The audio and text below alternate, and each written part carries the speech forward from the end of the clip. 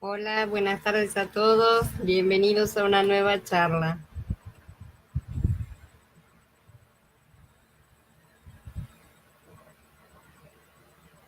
Bueno, vamos a dar comienzo a la charla entonces, la guerra de los 9 reyes. En el capítulo 13 vimos cómo Lot había dejado la tierra prometida para ir en busca de su fortuna en el valle del Jordán, ¿no es cierto? De modo que Lot escogió para sí toda la llanura del Jardín y viajó hacia el este. Así se separaron uno del otro. Abraham se quedó en la tierra de Canaán, mientras que Lot se estableció en las ciudades de la llanura, montó sus carpas cerca de Sedom. Ahora bien, los habitantes de Sedom eran pecadores muy malvados contra Yahweh. Esto está en Bereshit en el capítulo 13, Pasuquín 11 al 13. Lo que no sospechó Lot es que en su camino hacia Sodoma se iba a encontrar en medio de una guerra universal prácticamente. Dice en el capítulo 14, un día cuando el rey Amrafel de Shinar, el rey Arioc de Elazar, el rey Kedorlaomer de Elam y el rey Tidal de Goyim le hicieron la guerra al rey Bera de Sedom, al rey Birsha, de Amorá, al rey Shinab de Adma, al rey Shemeber de Tseboim y al rey de Belá, que es Soar. Todos los últimos unieron las fuerzas en el valle de Sidín, ahora el mar Salado. Esto es Bereshit en el capítulo 14. Así que esta fue realmente la primera guerra mundial de la cual tenemos noticias. Una coalición de reyes contra otra coalición de reyes. Una guerra que enfrentó dos coaliciones de aliados, ¿no es cierto? 4 contra 5. Según algunos comentaristas, sucedió unos 30 años después de la dispersión de la Torre de Babel, pero esto no es, el tema de las cronologías es complicado, así que no podemos afirmarlo tampoco. Según el principio de la primera mención, esta guerra será muy significativa para el plan final de redención de Israel, que va a incluir la última guerra mundial. Acá tenemos la primera y en su momento tendremos la última, así que ya lo vamos a estudiar más a fondo en su momento. Ahora, la pregunta que nos podemos hacer es ¿por qué Elohim insiste en mencionar a estos reyes, ¿no es cierto? ¿Qué nos quiere transmitir mencionándolos de esta manera? Porque es importante cuando se relatan cosas de manera tan detallada, no es porque sí. 5 de los reyes de ciudades del área que eran vasallos de Kedorlaomer, rey de Elam, ¿no es cierto?, se rebelaron contra él. Elam entonces formó una coalición con otros 3 reyes y los 4 descendieron y derrotaron a los rebeldes. Resumidamente y rápido. Una de las 5 ciudades rebeldes era Sedom, donde Lot se había ido a establecer. Cuando los 4 reyes derrotaron a los 5 insubordinados, ellos tomaron cautivos y despojos, incluyendo la familia de Lot y sus posesiones, porque no discriminaron. Abraham, sin duda, estaba consciente de la situación política, pero no se unió a sus vecinos para hacer la guerra contra las fuerzas extranjeras que estaban viniendo. Pero al oír que Lot había sido tomado cautivo, fiel a su posición de primogénito y de redentor, ¿no es cierto?, actuó de acuerdo a su obligación de restaurar a su pariente y su obligación del primogénito cuidar de todos los que están bajo su casa. Hola Maidali, buenas tardes. Entonces salió a recuperar a su sobrino. Él no solo recuperó las cosas que pertenecían a Lot y a todas las personas de su casa, sino que recuperó también las posesiones de los 5 reyes locales. Esto debería recordarnos un evento del plan de Yahweh que será enviar un pariente redentor más adelante por todas las tribus perdidas de Israel y restaurarlas juntamente con la propiedad, restaurarnos a la tierra y restaurar todas las cosas como deben ser y al mismo tiempo salvar al resto de los Goyim, ¿sí?, de la humanidad perdida. Así que se empieza a perfilar esto es un tipo, ¿no es cierto?, de las cosas que van a suceder. Kedorlaomer era entonces el rey de Elam. Él había logrado someter a todos los reyes de la región. Estaba siendo el rey dominante en esa época. Y los reyes, estos reyes eran tributarios. Mantuvo un control absoluto sobre la región durante 12 años, como se relata ahí. Pero en el 13º año, estos reyes decidieron liberarse de este yugo, no quisieron pagar más. 13 años antes de los acontecimientos principales de este capítulo, Kedorlaomer, rey de Elam, Elam es Persia, ¿sí? Se va a convertir en Persia, no es todavía. Había conquistado entonces a varios reyes de los llanos próximos al Mar Muerto. Estamos hablando del Mar Salado, con lo que se dice Mar Salado en la Biblia es el Mar Muerto, ¿sí? Hola, Paula y David, buenas tardes. Entonces, Kedorlaomer era semita, sabemos, ¿sí? Es descendiente de Shem. Recuerden, pueden verlo en el capítulo 21, ¿no es cierto?, que vimos los descendientes de Shem. Elam era un descendiente, era hijo directo de Shem. Así que aquí lo que tenemos es que los kenaanitas estaban usurpando una tierra que no les correspondía, ya sabemos que lo hicieron, ¿sí? Y que estaba siendo reclamada por Elam, aunque tampoco era específicamente su sector, le había tocado otro, pero de cualquier manera, por así decir, siendo semita, valía el reclamo. Al mismo tiempo no va a ser validado por Yahweh que Elam reclame. Elam va a ser una de las profecías que es de destrucción, ¿no es cierto? Así que no tenemos que pensar que Elam, por ser semita, era del bando de los buenos, no lo fue. Ya vimos en el post que acabo de mencionar, en el 21, que las escrituras, ahí está todo, como lo vimos, profetizaron realmente la destrucción de Elam. También había un sitio cuyo nombre era Goyim, ¿sí?, del cual fue llamado así porque ahí se reunieron grupos de gente de diferentes naciones, diferentes países, no tenían una unificación tribal, un ascendiente, una persona, una figura que los unificara a todos genéticamente, por así decir. Y proclamaron rey sobre ellos a un hombre cuyo nombre aparece como Tidal en las escrituras. De manera que Kedorlaomer se confederó con otros 3 reyes de la región de Babilonia, marchó hacia el sur, al lado oriental del Mar Muerto, ¿no es cierto? Y luego se fue hacia el norte, por el lado occidental, hasta Sodoma, Gomorra y las otras ciudades del llano, que eran todos descendientes de Ham por el lado de Canaán, ¿sí? La batalla se llevó a cabo en el valle de Sidín, el cual se dice que estaba lleno de pozos de asfalto, y también lo han confirmado las excavaciones arqueológicas. Después de cierto tiempo, el mar entró en el valle y esta región se convirtió en el Mar Salado, porque mudó la geografía. Entonces los invasores derrotaron a los rebeldes y marcharon hacia el norte, llevando a su botín y a los cautivos, incluyendo a Lot. Dice, en el año 14 vinieron Kedorlaomer y los reyes que estaban con él, y derrotaron a los Refaim en Asterot Carnaim, a los Susim en Ham, a los Emim en Sahue Kiriataim, a los Joritas en la serranía de Seir hasta el Parán, que queda en el desierto. Cuando regresaban, entraron en el Mishpat, que es Kadesh, y subyugaron todo el territorio de los amalequitas, también de los emoritas que habitaban en Hatzatzon Tamar.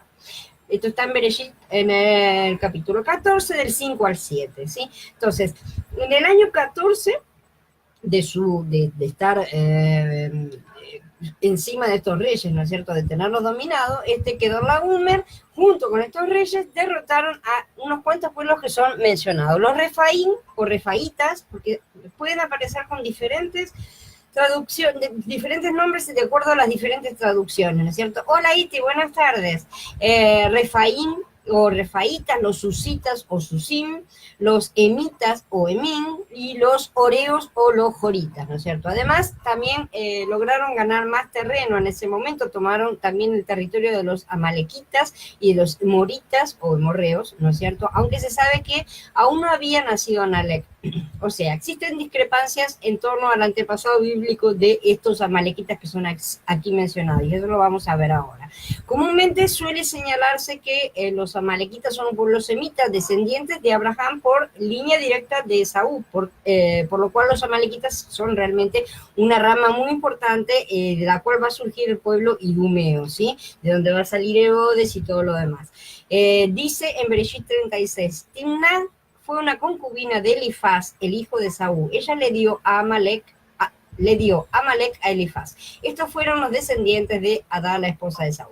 De aceptar entonces que los amalequitas son descendientes de Esaú, estos se encuentran ubicados dentro de la 5ª generación después de Abraham, ¿sí? La tercera desde Esaú. O sea, estamos hablando de personas que todavía no nacieron en este momento. En el momento que Abraham está ahí, Esaú ni siquiera nació. De manera que no puede estar refiriéndose a lo mismo. Existen dos formas de analizar lo que está sucediendo acá. En primer lugar, como que se trate de una nación de descendientes de un Amalek desconocido, que no se sabe de dónde salió, completamente diferente a los amalequitas descendientes de Saúl, y que el nombre de este Amalek sea dado al descendiente de Saúl, o por coincidencia, que no tenga nada que ver, después de todo Amalek, que no tenga nada que ver en sí con el descendiente, o bien como un homenaje a un antepasado probable de la mujer, ¿no es cierto?, de la concubina de Elifaz que le da a este Amalek.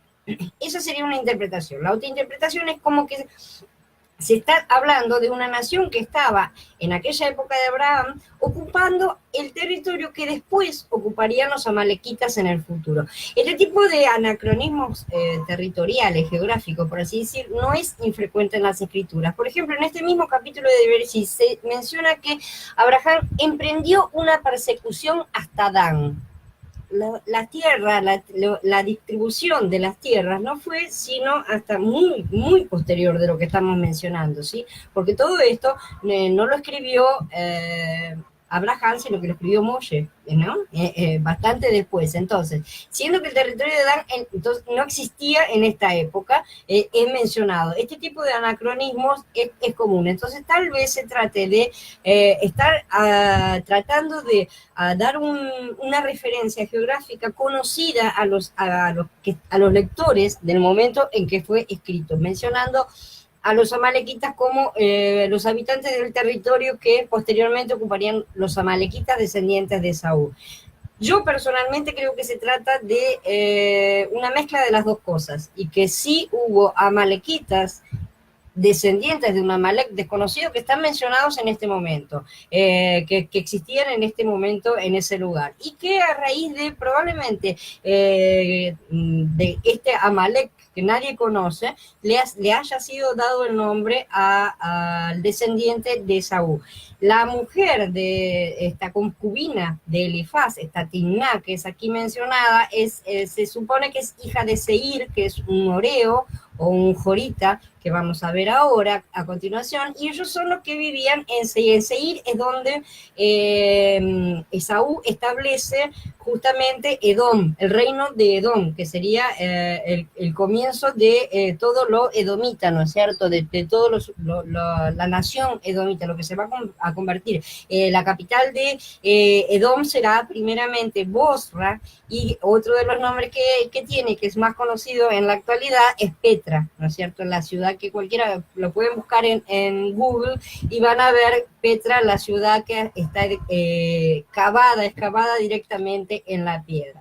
Así que bueno, tenemos estas dos formas para analizar este pequeño anacronismo, por así decir, que no reviste tampoco mayor importancia para el asunto. La cuestión es que hubo un grupo llamado amalequitas que también fue destruido. Entonces, vamos a resumir las tribus que se mencionan.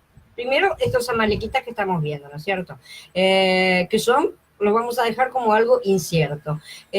Los joritas o oreos, depende de la traducción, eran los habitantes justamente del monte de Seir, que son los que acabo de mencionar, al sudeste de Canaán, donde más tarde se instalarían los edomitas.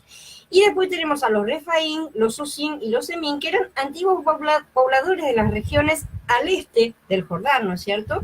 Ya en la parte, vamos a decir, de Israel mismo, descendientes genéticos de los gigantes Nefilim. Todos ellos han sido mencionados como descendientes genéticos Nefilim, todos llamados gigantes. Estos son también los antepasados de los Anakim, que van a ser mencionados después en Devarim, en el capítulo 9. Finalmente, para darles el dato, Asterot Karnayin es una referencia a un lugar que es Asterot, la de cuernos dobles, que es un lugar que estaba entre dos montañas, ¿no es cierto? Una entrada entre dos montañas, entonces se la llamaba Asterot, la de los dos cuernos.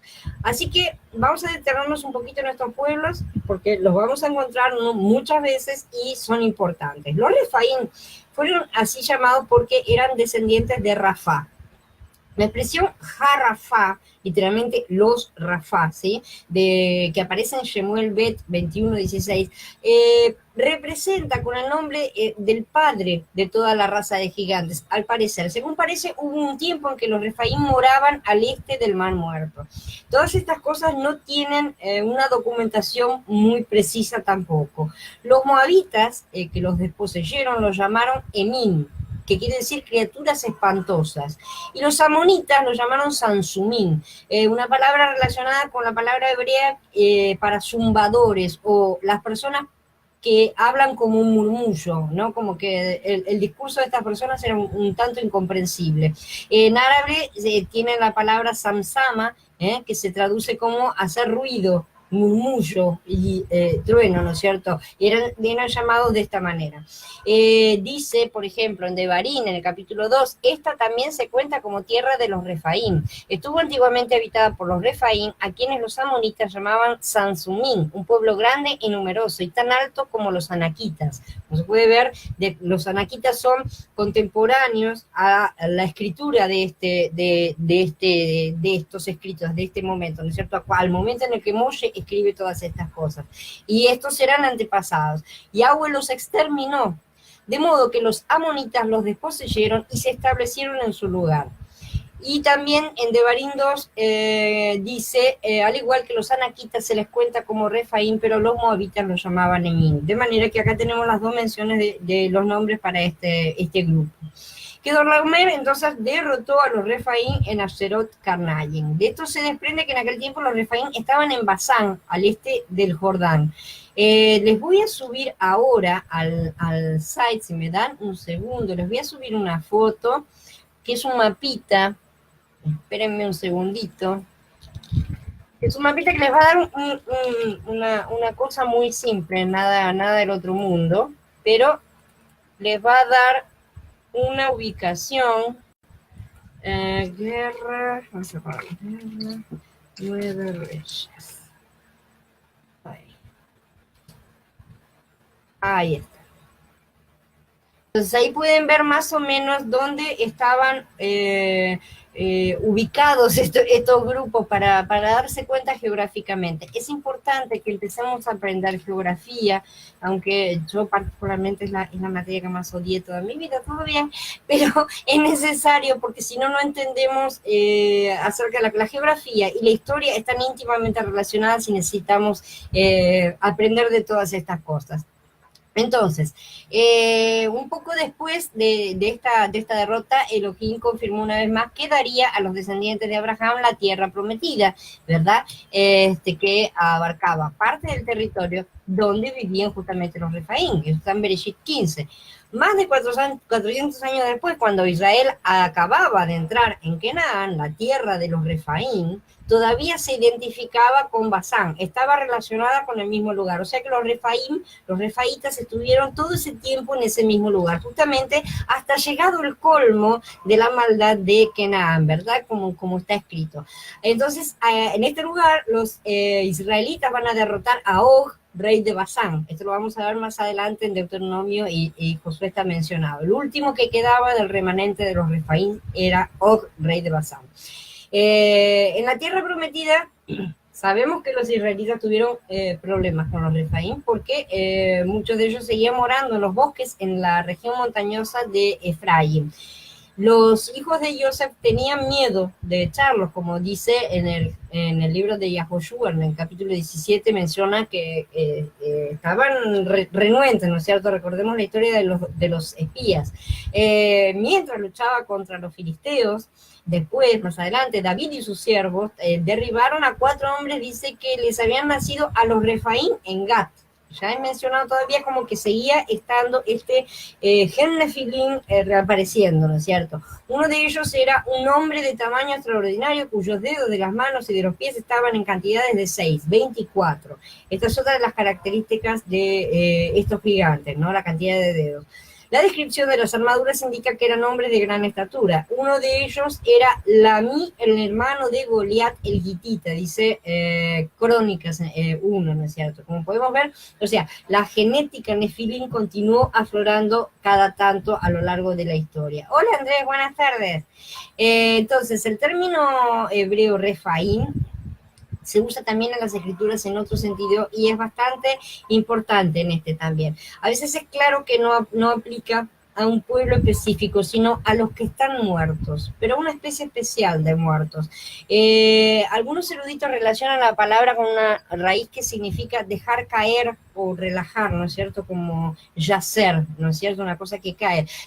Algo muy parecido al significado de Nafal, de los Nefilim, ¿no es cierto? De los que caen. Y concluyen que significa algo como hundidos, impotentes, sin vida, ¿no es cierto? Son los muertos.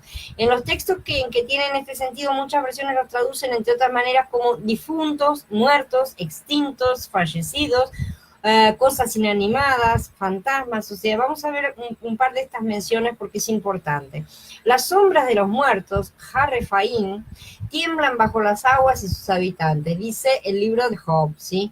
En el capítulo 26. Manifestarás tus maravillas por los muertos, se levantarán las sombras, Harrefaim, para alabarte. Esto está en Tefilín, capítulo 88. Su casa se hunde hasta la muerte y su sendero lleva a las sombras, Harrefaim, a los Harrefaim, ¿sí? Mishlei, capítulo 2. Ella no sabe que las sombras, Harrefaim, están allí, que sus huéspedes están en las profundidades de la fosa. También Mishlei, capítulo 9. Un hombre que se aparta de la senda de la prudencia irá a parar a la compañía de los fantasmas, de los Harrefaim. La fosa se estremeció al recibirte en tu llegada, despertó a las sombras, a los Harrefaim, de todos los capitanes de la tierra, levantando de sus tronos a todos los reyes de las naciones. Cuando cae, ¿no?, aquel personaje en Yesayá en el capítulo 14. En el capítulo 26 de Yesayá dice, ellos están muertos y nunca podrán vivir, son sombras, Harrefaim, nunca se levantarán. De verdad, tú los has castigado, los has destruido, has hecho perecer todo recuerdo de ellos. O que tus muertos revivan, que los cadáveres se levanten. ¿Ven que la palabra muertos en sí hay otra palabra para muertos? No es exactamente la misma. Entonces no es lo correcto traducirlos a los dos de la misma forma. Son los Refaim, muertos. Despierten y griten de gozo ustedes que moran en el polvo, porque tu rocío es como rocío de germinados nuevos. Tú haces que vuelva a la vida la tierra de las sombras, o sea, la tierra de los Harrefaim. Entonces, Refaim, Emin y Samsumim son los mismos en el sentido de que todos ellos fueron pueblos de gigantes. Cada uno tenía un nombre de acuerdo a algún personaje importante, antecesor de cada uno. Pero todos ellos compartían el rasgo de la genética Nefilim en su ADN y probablemente también se mezclaron entre sí en algún momento. Con el tiempo, la palabra gentilicia pasó a ser sinónimo automáticamente de gigante, que eso es algo bastante común con el tiempo, ¿no es cierto? Refaim pasó a ser sinónimo literal de gigante. Después tenemos a los joritas, ¿no es cierto? Los oreos, en otras traducciones, que eran un pueblo que habitaba en las montañas del Seir, como dijimos, en los tiempos de los patriarcas. En las escrituras se los llama siempre los hijos de Seir el Oreo, como dice en varios capítulos, Bereshit 36, en varios lugares. Y en Devarim, en el capítulo 2, dice, similarmente, Seir estuvo anteriormente habitada por los joritas, pero los descendientes de Saúl los desposeyeron, exterminándolos y estableciéndose en su lugar, tal como hizo Israel en la tierra que iba a poseer, que Yahweh les había dado, como hizo por los descendientes de Saúl que viven en Seir, cuando exterminó a los joritas de delante de ellos, de modo que ellos lo desposeyeron y se establecieron en su lugar, como todavía es el caso.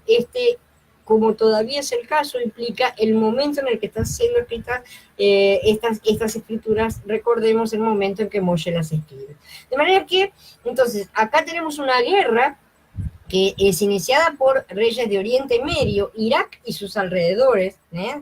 Vamos a posicionarnos en lo que sería Irak actual, ¿no es cierto?, que sería donde estaría Elam, Persia, Babel, porque el de Shinar está en la llanura, ¿no es cierto?, de Babilonia. Todavía no estaban estas ciudades porque es un poco anterior, ¿no es cierto?, pero estamos hablando de los inicios, contra unos reyes impíos totalmente, ¿no es cierto?, descendientes de la rebelión de otros grupos que son descendientes de la rebelión de Bereshit 6, ¿no es cierto?, estos gigantes que están aquí mencionados, además de otros reyes descendientes de Ham, descendientes de Canaán también, o sea, por el lado de Ham, ¿no es cierto?, en el actual territorio de Israel, o sea que este conjunto que está siendo atacado no tiene demasiada buena cara, ¿no es cierto? Según las indicaciones dadas al texto, los invasores siguieron el itinerario recorrido por las caravanas de mercaderes de la época, ¿no es cierto?, desde Asterot, Karnaim y Ham en el sur de Siria, ¿sí?, hasta Parán en el Golfo de Acaba, pasando por Sahue, Kiriatayim, al este del Mar Muerto. Como están, estas cosas están en el mapa para ver. El Mar Muerto también es llamado, además de Mar Salado, Mar de Arabá, también en las escrituras. Mishpat, que en hebreo significa fuente del juicio, es el nombre antiguo de Kadesh Barnea, que fue un oasis al sur de Beerseba, en el desierto de Negev. Este lugar fue llamado así en alusión al hecho de que en el futuro Moshe y Aarón habían de ser juzgados por Elohim a causa de lo que sucedió en esta fuente, ¿no es cierto? Entonces, por eso es mencionado con este nombre. Estos son otros los anacronismos que estaba mencionando. Hasesón Tamar podría tratarse de Engadi, supuestamente. Son lugares que no sabemos, no todos los lugares mencionados antiguamente tenemos una descripción geográfica exacta, ¿no es cierto? Hay mucho que no se sabe. Escol, que es el lugar a donde van los espías, ¿no es cierto?, donde ven el gran racimo de uvas. Escol realmente en hebreo quiere decir racimo de uvas, ¿no es cierto? Es un valle cerca de Hebrón.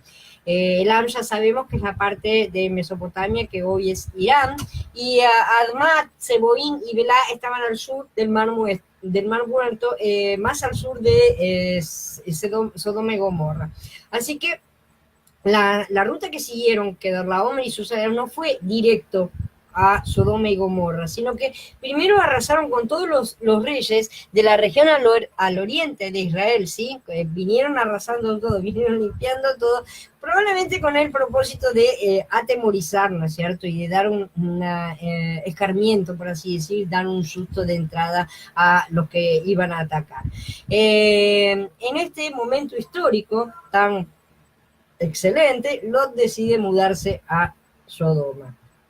Este es el tipo de decisiones que nos da la vista, ¿no es cierto? Sí, aquí tenemos con claridad a lo que nos conduce la codicia de los ojos. A veces miramos con los ojos de la carne y encontramos que el objeto de nuestro deseo es agradable a la vista y bueno para comer, ¿no es cierto?, como dice, pero cuando lo tomamos nos produce indigestión absolutamente. Lot eligió carnalmente y su elección lo llevó directamente al centro del huracán, un huracán bastante fuerte. Esto debe alertarnos a nosotros acerca de nuestras decisiones, ¿no es cierto? Porque ciertamente no vemos las cosas que van a suceder, no tenemos una bola de cristal, pero nuestro Padre sí sabe todo, y si Él nos dice que confiemos en Él y que esperemos, siempre es lo mejor a ser hecho, o vamos a terminar cayendo en la garra del enemigo y vamos a ser hechos prisioneros. Pero Lot iba caminando tranquilamente, ¿no es cierto?, y sin tener ni idea de nada por el Valle de Jordán, que para entonces ya había salido de la tierra prometida. Él ya no estaba dentro de la tierra prometida, él sale de la tierra y se encuentra entonces con esta guerra. Les dejo la tabla bien de los nombres de estos reyes, que vamos a ver ahora la identidad de estos reyes. Anrafel, se dice que Anrafel, rey de Shinar, ¿sí?, es Nimrod, rey de Shinar. No se sabe si es el mismo original o si es una versión posterior, ¿sí? No se sabe.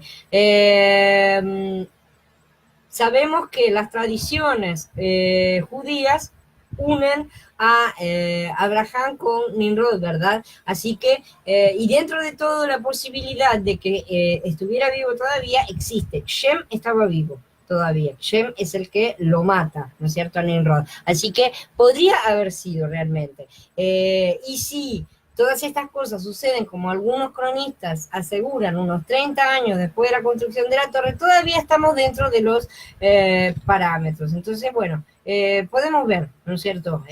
Suponer, si no fue este Nimrod, fue algún descendiente que usaba el mismo nombre, ¿no es cierto? Este nombre, Anrafel, significa el hablador de cosas oscuras, comunicador de engaños, o sea, un adivino, un engañador, un charlatán, por así decir, pero charlatán en cuanto a hechicero, ¿no es cierto? Ariok es rey del azar. Según el Midrash, esto es, el as es Grecia, ¿sí? Su nombre significa salvaje como león y sin misericordia también. Kedorlaomer era el rey de Elam, ¿no es cierto? Este sí, lo sabemos, es un nombre lamita que significa siervo de la diosa Lagamar, según ha sido encontrado en unas cuantas tablillas. Y finalmente Tidal, rey de Goyim, que es un territorio, como ya hemos dicho, no era en sí descendiente de nadie en específico, sino un rejunte de extranjeros de distintos lugares que eligieron a este Tidal como su rey, ¿no es cierto? Y su nombre significa simiente malvada. Todas estas explicaciones de los nombres son según el Midrash, así que es interesante rescatarlo en sí como tradición, ¿no es cierto? Del otro lado, estos son los, entre comillas, buenos, por así decirlo. En realidad son los que venían del lado de los semitas, ¿no es cierto? Y del otro lado tenemos al lado de los jamitas. Ninguno de los dos lados en esta guerra era bueno. Por nada es que Abraham no toma partido de ninguno de los dos lados. Vera es el rey de Sedón, que es Sodoma, llamado así porque era malo hasta el cielo y malo hacia la gente, según la traducción del nombre. Birsha era el rey de Amorá, que es Gomorra. Su nombre significa maldad que se expresa, ¿sí? Los nombres de Vera y Birsha tal vez es probable que tengan un valor simbólico, un nombre dado por los hebreos, ¿no es cierto? Que no haya sido el nombre verdadero de estos personajes, ¿no es cierto? De la misma manera que Nimrod probablemente no fue el nombre original del personaje y que puede haber sido, según algunos dicen, Anrafel justamente. Shinab, rey de Adma, este nombre significa enemistad, y Shemeber, rey de Tseboim, que significa remontándose a lo alto, o sea, el que busca subir al trono del Altísimo, ¿no es cierto?, en cuanto a rebelión. Y Bila, rey de Zoar, que es Tiro, ¿no es cierto? El nombre significa conociendo la maldad o confusión también, ¿no es cierto? Les voy a pasar otro mapita para que vean el recorrido que tuvo que hacer. Denme un segundo. Les paso acá el recorrido de la salvación de Abraham a Lot. Foto. Sí, acá está. Entonces, así pueden ver en el mapita más o menos el recorrido que tuvo que hacer Abraham ahora para alcanzar a Lot. Si pueden ver el mapa, van a ver que en la parte sur del Mar Muerto está Sodoma y Gomorra, ¿no es cierto? Y Abraham tuvo que hacer unos 390 kilómetros más o menos, unos 350 más o menos, hasta llegar, más o menos, ¿sí? Hasta llegar a Damasco, que es donde rescata a Lot, que queda del otro lado completamente. Tuvo que usar prácticamente toda la tierra prometida y llegar al otro lado del río, a Damasco, y en ese lugar es que lo rescata. Dice también, sucedió que el valle de Sirín estaba lleno de hoyos de brea, y los reyes de Sedón y Amorá en su huida se cayeron en ellos mientras los restantes escaparon a la serranía. El Valle de Sirín también es una profunda depresión, ¿no es cierto?, que se encuentra en el Mar Muerto. Este campo de batalla no lo eligieron al azar. Estos reyes realmente determinaron, planificaron tener la batalla ahí tratando de contar esto a su favor, y sin embargo, a pesar de que conocían el territorio, al final cayeron ellos mismos en estos hoyos. Cuando comenzaron a pelear, los rebeldes estaban perdiendo, corrieron, salieron corriendo y se olvidaron, se cayeron. Fue un desastre, realmente fue una masacre en ese lugar. Dice, los invasores se apropiaron de toda la riqueza de Sedón y Amorá y de todas sus provisiones y siguieron su camino. También se llevaron a Lot, el hijo del hermano de Abraham, y sus posesiones se marcharon porque éste se había radicado en Sedón. Como solía suceder, el destino de las personas raptadas era la esclavitud, así que ese era el destino de Lot, evidentemente. No solo le robaron sus pertenencias, sino que también le quitaron su libertad, la de su mujer, sus hijos, sus hijas, todo. O sea, él no tenía más nada. Por la codicia, Lot se había quedado en una tierra que tenía una apariencia fértil, pero era malvada y estaba destinada a ser destruida. Sus habitantes estaban completamente maduros para la venganza contra todos los descendientes de Canaán, o sea, estaban maduros para recibir primero este castigo por este lado, y luego en breve van a recibir el castigo de Sodoma y Gomorra, como vamos a ver un poco más adelante. Los invasores eran entonces de Caldea y de Persia, ¿sí? Que en este momento son reinos pequeños, todavía no son aquellos imperios que van a dominar al mundo. Estamos hablando de las semillas de estos imperios. Estos van a tomar a Lot y a los bienes, sus bienes, todas sus cosas, entre todos los demás, sin distinguir para nada. Algunos comentaristas judíos aseguran que estaban especialmente interesados en llevar cautivo a Lot, ya que sabían su relación especial con Abraham. Aseguran que la guerra en realidad estaba dirigida contra Abraham, pero esto resulta poco probable, por lo menos a nivel humano. Sin embargo, no puedo descartar realmente que Hasatán sí haya realizado sus movimientos sabiendo muy bien dónde estaba Lot y lo que haría Abraham caso su sobrino fuera secuestrado. Puede ser que haya tratado de eliminar, ¿no es cierto?, a este elegido. Por supuesto, sus intenciones serían las de derrotar a Abraham y no al revés, como sucedió. Pero bueno, estas son conjeturas de cualquier manera y no suman demasiado al asunto. Después de estos eventos, uno de los que escapó fue hasta Hebrón, ¿no es cierto?, para avisarle a Abraham lo que había sucedido. Un fugitivo le llevó la noticia a Abraham el hebreo, quien vivía en la encina de Mamre de Morita, pariente de Escolianer, quienes eran aliados de Abraham. Recordemos entonces que Abraham había decidido morar en el encinar de Mamre, ¿no es cierto?, en Hebrón, que significa llenura de comunión, mientras que Lot se fue a Sodoma. Si Abraham hubiera tenido resentimiento alguno por el comportamiento de su sobrino, si se hubiera sentido mal por cómo se comportó, habría dicho que realmente Lot se merecía lo que le había sucedido por su elección y por haberse apartado. Pero Abraham no reaccionó de esta manera. Esta misma actitud nosotros debemos tener no solo con nuestros parientes de la familia, sino también con nuestros hermanos cuando ellos caen, ¿sí? Porque aun cuando sea consecuencia directa de sus propias acciones erróneas, porque todos estamos en riesgo de tener estas caídas, por así decir. Cuando Abraham se enteró de que habían tomado cautivo a sus parientes, reunió a sus retenes nacidos de su familia, que eran 318, y emprendió una persecución hasta Dan, ¿sí? Aquella anacronismo que mencioné. Por la noche, él y sus servidores se desplegaron contra ellos y los derrotaron, y los persiguió hasta Obá, que queda al norte de Damasco. Recuperó todas las posesiones, también recuperó a su pariente Lot y todas sus posesiones, y a las mujeres y al resto de la gente. Entonces, Abraham aquí, después de cruzar todo Israel, ¿sí?, como muestra el mapita, junto con un pequeño ejército de sus siervos, nada más, un poco más de 300 personas, se fue atrás de Lot, ¿no es cierto? Un ejército similar al de Gideón, que sería de 300, ¿no es cierto? Como dice en Shoftim, capítulo 7. Cuando Yahweh realmente quiere darnos la victoria, no depende de nuestros limitados recursos, sino de sus ilimitados recursos, no de los nuestros, sino de los suyos.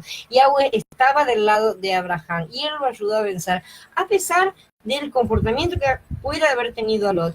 Sin embargo, siempre estuvo del lado de Abraham. Él alcanzó a los secuestradores al norte, en lo que hoy es Siria, allá al norte. Ahí derrotó en contra de todas las probabilidades, porque estos cuatro reyes, perdón, habían derrotado a 5, acababan de derrotarlos por completo. Logró rescatar no solo lo que era de Lot, sino también lo de todos los demás, ¿no es cierto? Entonces, Abraham logró hacer lo que no habían podido hacer 5 reyes con sus ejércitos, porque Yahweh estaba con él. Esta es la parte importante. En medio de todas estas cosas, tenemos también la aparición de Melquisedec. No crean que me estoy olvidando del tema, ¿sí? No me estoy olvidando para nada. Hola Jorge, buenas tardes. Lo que pasa es que es un tema que va a dar para varios capítulos y lo vamos a tocar en breve, así que no lo voy a mencionar en este momento. Lo vamos a dejar para otro momento. Una vez pasadas todas estas cosas, Yahweh vino a él en una visión diciendo: no temas, Abraham, yo soy escudo para ti, tu recompensa será muy grande. Esto está en el capítulo 15 ya. Elohim estaba ahora estableciendo para Abraham una piedra angular de fe, realmente. Confía en mí, no temas, ¿sí? En otras palabras, no seas gobernado por el temor, sino por la fe, porque yo soy tu protección y tu provisión, yo soy tu escudo, ¿sí? Yo soy tu galardón. El cumplimiento de todo lo que te he dicho soy yo mismo. Porque Él es inmutable realmente. Él va a guardar sobre todas las cosas sus palabras de promesa, porque su promesa es su palabra, y Él es inmutable, no puede faltar a su palabra, Él no puede mentir, ¿no es cierto? Como dice Shaul. Así que Él va a ser siempre fiel para cumplir sus promesas, aunque a veces nos parezca que pasan años, ¿no es cierto? Y no vemos que aparezca nuestro hijo Isaac, ¿no es cierto? No se trata de una cuestión de religión ni una cuestión de política, sino de una relación viva, real y personal con la palabra del gran yo soy el que soy, del gran Yahweh, ¿sí? Dice ahí Abraham, que pobre, estaba esperando al hijo, y dijo: soberano Yahweh, ¿qué podrás darme viendo que voy a morir sin hijos y el que está a cargo de mi casa es Eliezer de Damasco? Después de todas las pruebas, tribulaciones y después de la bendición que fue otorgada sobre él por medio de Melquisedec, ¿no es cierto?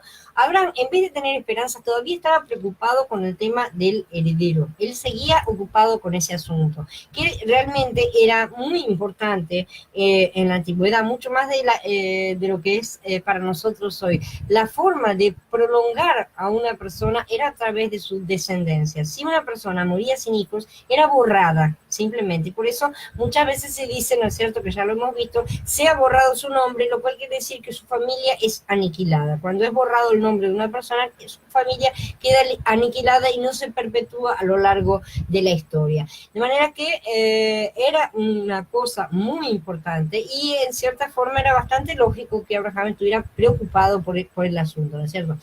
Pero en vez de agradecer por haber sido bien sucedido en todas las acciones, en todo haber conseguido rescatar al sobrino, las posesiones y todo, él todavía está centrado en una promesa aparentemente incumplida, ¿sí? A él le parecía que la única opción de sucesor en ese momento era el damasceno, Eliezer, ¿no es cierto?, que debe haber sido un siervo fiel de su casa.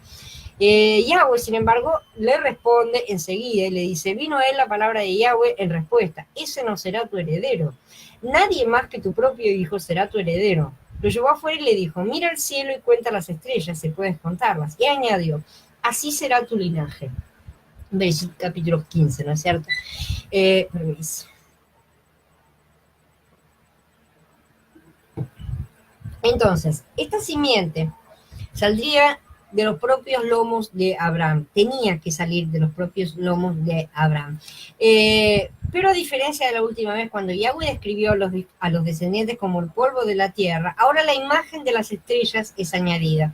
Nuevamente esto fue para indicar no solamente cuán numerosos, porque en los dos casos son numerosos, las estrellas no se pueden contar y el polvo tampoco se puede contar, sino para establecer el hecho de que la simiente prometida sería como las estrellas, por señales, estaciones, temporadas y por luz, que es la función de las estrellas, ¿no es cierto?, según las escrituras, que jugarían un papel gobernante en el ámbito de la oscuridad espiritual. Y esto tiene que ver con lo que hemos estado viendo del concilio divino, ¿sí? Ya hemos mencionado que el hombre está destinado a gobernar sobre la tierra porque fue la función original, llevando la imagen y la autoridad de Yahweh a todas partes. Este gobierno será ejercido mal que a Satán le pese y sucederá tanto sobre la tierra como en los cielos. Por eso la simiente de Abraham es de dos tipos, polvo y estrella.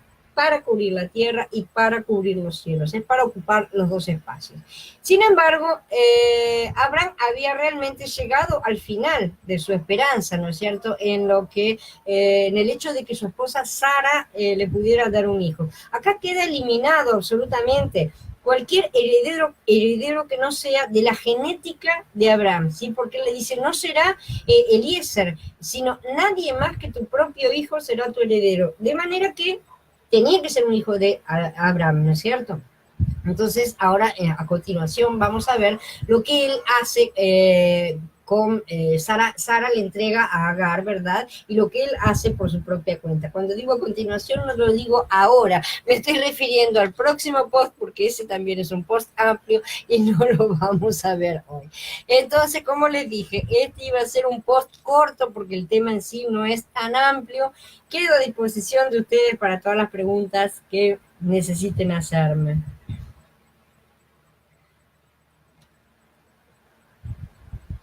A ver, Andrés, hoy según algunos comentaristas sigue esa simiente representada. Las galletas Oreo con la doble Q son un ejemplo. Interesante. Eh.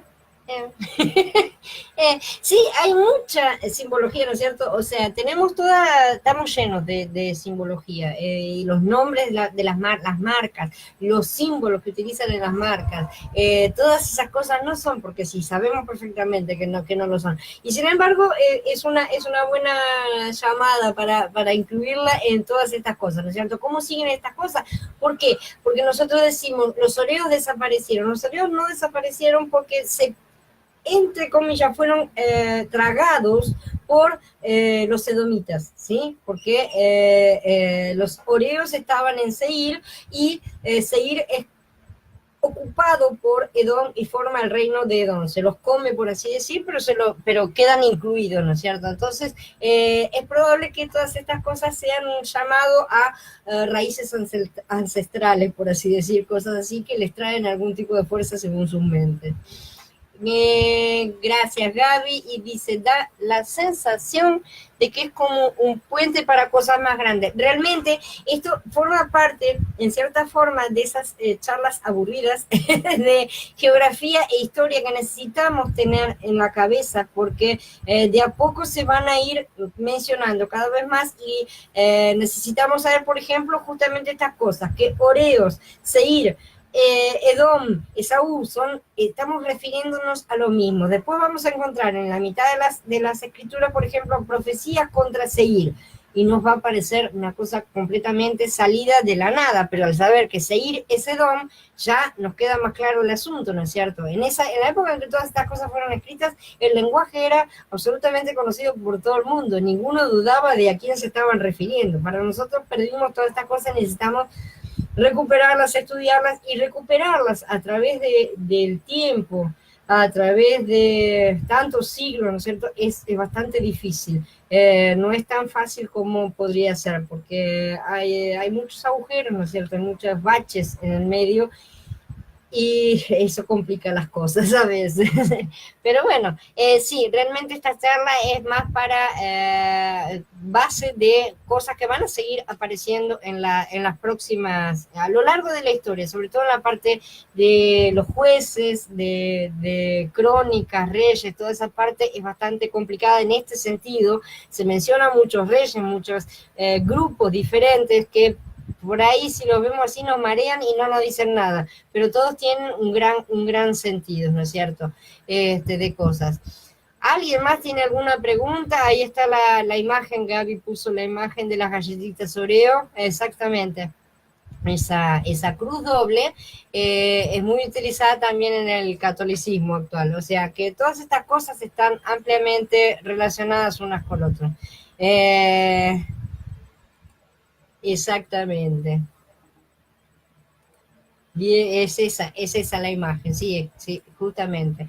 Así que, bueno, Esto es, sí, tiene todas estas cosas están relacionadas. Hoy salen por todas partes porque hoy tienen la forma de reproducir todo lo antiguo de una forma muy descarada, ¿no es cierto? Y ya sabemos cómo es de descarada toda esa forma. Y están sacando a la luz todas las cosas antiguas que ellos tenían y poniéndolas...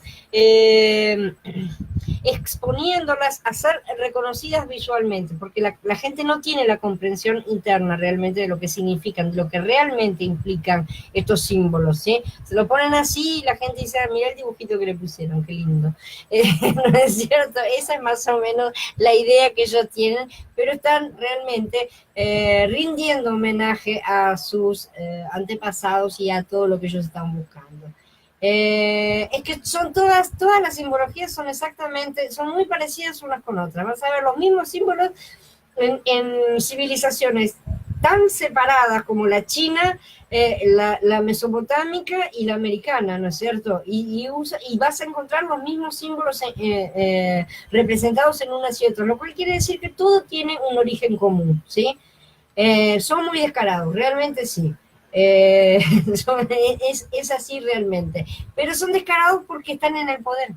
Esa es eso es lo que les da el descaro que tienen, ¿no es cierto? Ellos están convencidos de que se pueden reír de la gente, se están riendo de la gente, realmente lo están haciendo, se están riendo de la gente en la cara de la gente. Pero bueno, veremos quién ríe último, ¿sí? Porque el que ríe último ríe mejor, ¿no es cierto? ¿Alguien más tiene alguna pregunta? Si no hay más preguntas, voy a dar por encerrada entonces esta charla, recordándoles a todos que esta semana no vamos a tener charlas hasta el día 2, ¿no es cierto? Que se termina toda la locura de estas fiestas que tienen los demás. Que anda todo el mundo enloquecido, y mucha gente tiene que viajar, juntarse con, o le vienen los parientes, le van los parientes, es una cosa complicada para todos nosotros. Así que hasta el día 2, entonces no vamos a tener una nueva charla.